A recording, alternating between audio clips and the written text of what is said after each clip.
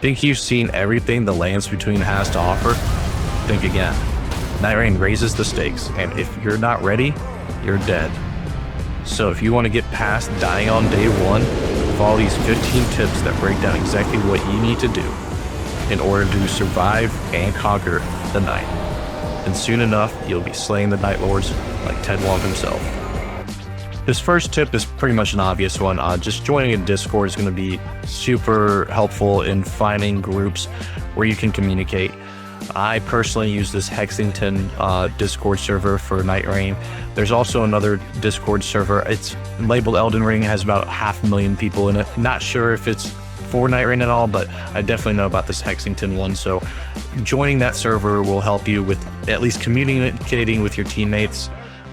There's no in-game voice chat for Nightreign, at least right now. So being able to join these, and if you're on PC, PlayStation, or Xbox, there's a channel for you, and you're able to link up with strangers, even friends, and create a voice channel in this Discord and communicate effectively with your team. In order to join the voice chats, because you might be worried that there's not enough in there, there's actually a bot in this channel where you can scroll down here and just click join to create a VC. It'll create one with you. You'll see a new mention on you. You just click it. It'll drag you straight to where your characters are, where you're at, and you can join it and then invite your friends from there. The most crucial part of this tip is the team composition. You don't want to go into an expedition with all ranged champions or characters. You want to at least have some melee to tank the frontal blows from some of the bosses. And starting out, I suggest using either the Wilder or the Iron Eye, or as they're the most beginner friendly. There's not a lot of time in the day cycles of these expeditions, so understanding the map icons of what each POI offers is crucial in helping you prepare to fight the Nightlord after Night 2. Here are the POIs and what each offers. The encampments or camps have a weak mini-boss and armament upgrades. These are great to tackle day 1. The ruins are much like the camps but offer a slightly tougher boss. The churches are where you can find your flask upgrades. I would personally prioritize collecting at least 2 before you face the Nightlord. There are usually 3 churches every run, with a chance to have a 4th spawn in. The rises are mainly for the magic boys, where you can find spells, incantations, and stabs. The forts are where you can find the map upgrades, merchants, some armaments, and a mini boss. Everjails, which require a stone sword key to begin, is where you can fight a boss that is scaled to your current level. The boss stays scaled to your level of when you release them. So if you're having trouble, go do other activities and level up, come back, and you'll be able to burn them with ease. Great churches. Great for the first POI. They contain easy bosses and a stone sword key located in a chest, which we'll cover later. The center castle, this should be a day 2 objective. This castle contains tough but rewarding enemies. This is where you will find all your endgame items going into the Nightlord fight. Mine shafts, another day 1 activity, contains a mini boss that drops an upgraded material for your weapon. Now we will get into traversal POIs. We have the Eagle Spirit trees that will fly you over a good chunk of the map on a flight path shown on the map as a streak of wind. These are a one-way flight, so plan accordingly. The next up is the Spirit Stream jumps. These are used to quickly traverse the extreme terrain, but you don't have to use them just to get over a high ledge. You can jump in any direction, and it is much quicker than running. Finally, each location has a chance to offer a certain affinity item, such as Holy, Fire, Poison, Lightning, or Frostbite. These icons show what is offered at that exact POI. In my last tip, I briefly discussed map upgrade at forts. There's 2 different types of forts, but their principle is the same. What you want to do is when you approach these forts, go ahead and start scaling them and enter the main little arena here. In this fort, the boss is at the bottom. It's the Abductor Virgin. There might be a boss in a different fort when you scale this stairway in front of me, and it'll be an entrance to the back left. But in this case, since we have the boss at the bottom, the entrance is going to be on the close right. Run to the end of the hallway, grab the map, and now you have the map upgrade. You can open your map and you'll see scarabs now on the map, as well as a field merchant. Scarab talismans are hidden across the map. This is why we get the map upgrade, so we can find them easier. Once you find them, go ahead and kill them. They'll drop a talisman for you. You can hold 2 at a time, but you cannot hold 2 of the same talisman to stack the effect of the talisman. Now we're going into smithing stone upgrades. Like I said before, in tip number 3, you can go into your mine shafts, and there is a mini boss in there that will drop you a smithing stone upgrade. I do believe you can get the blue smithing stones to upgrade from a common to an uncommon, but for these bosses, you're just going to kill them real quick, and then you'll get the smithing stone 2 upgrade, which brings it from uncommon to rare.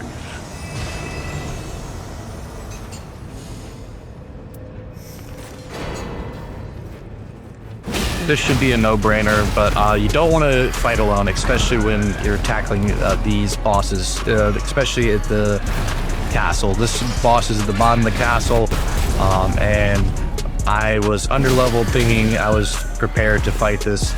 This boss is usually easy, but as you can see, I start to panic roll, and now I am sitting here spamming for my teammates to come help me.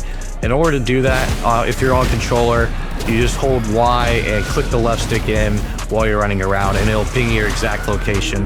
And as you can see, my teammates responded to my pings, came back and gave me a hand finishing this boss so we can continue climbing the castle, even at a low level.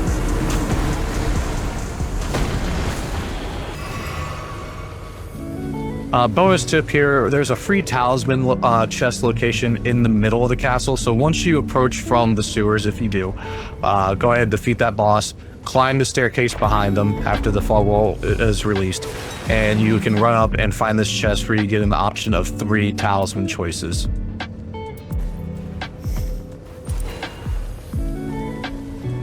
There's going to be times where someone on your team or even yourself think you can tackle an objective that you guys just aren't ready for, or you haven't leveled enough, or you just don't have the right gear for yet. You're just tackling it a little bit too soon.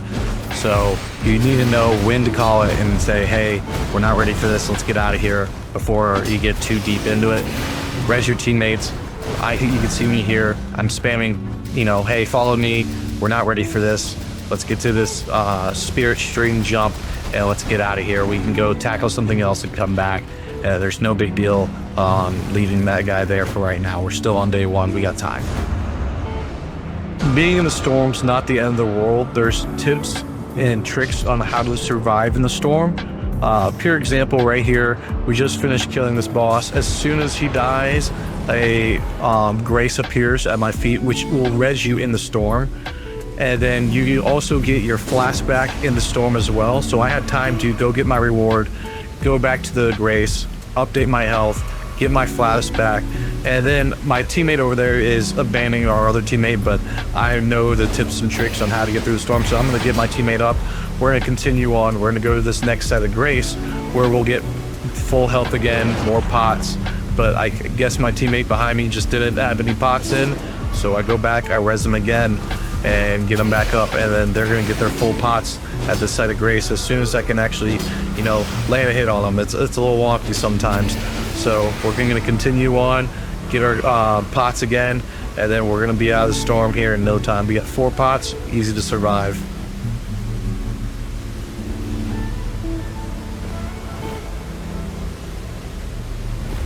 You'll see some people talk online that reaching 15 is a must in order to beat Nightlords. It's the farthest thing from the truth. What you want to do is you really want to prioritize getting the flask or mask amount flask you can, or pots, wherever you call them. Even if they're in the storm, once you grab them at the table inside the church, it'll actually heal you and give you full flask as well. So going in is not really a bad idea at all, especially if it's on the edge of storm.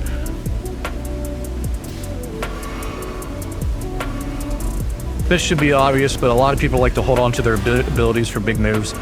sometimes you can capitalize a lot just by using it on a small group. I'm able to one-shot this entire group boss just by using my abilities. So stop holding on to them, use them, they recharge pretty quickly. It's not a big deal. Again, it's all about saving time in your runs. You're going to want to exploit any weakness that an enemy has that you can. Prime example for a boss weakness is going to be the burning chariot bosses here. Or my bad, the flaming chariots.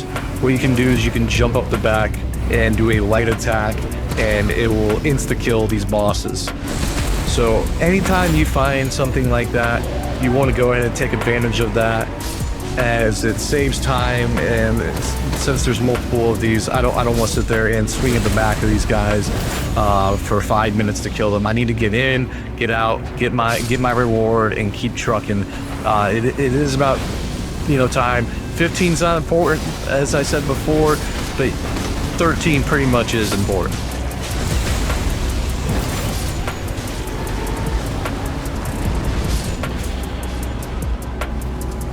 Look, things are going to happen. Things aren't going to go away. You're going to die. It's a learning curve. Do not sweat over the small things. It's mostly just a minor time setback. You can always run back, grab the souls that you lost, and keep fighting like you lost nothing. Even if you lose a level, it'll give you enough runes to get your level back. So just go back, get your runes, get back in the fight, and help your team. Earlier in tip 3, we talked about stone sword key locations at great churches. All you do is when you find these locations, run up into the center. You'll find a giant coffin like in front of this. There'll be a chest behind it. Open it up, and there's a guaranteed stone sword key to drop every time. When you take flight paths, make sure you don't put any controller or movement input into your character. Otherwise, it will cause you to drift off the flight path and ends soon. I drifted over to the right so it's more visible, but if you do up or down, it'll do the same thing where you'll fight wind resistance, and then it'll just nosedive into the ground. If you made it this far in the video, please consider dropping a like and possibly subscribing to my channel. If you have any other questions or think of anything that I left out of this video, please drop a comment. Let me know what you think, and I'll see you guys in the next one. Thanks.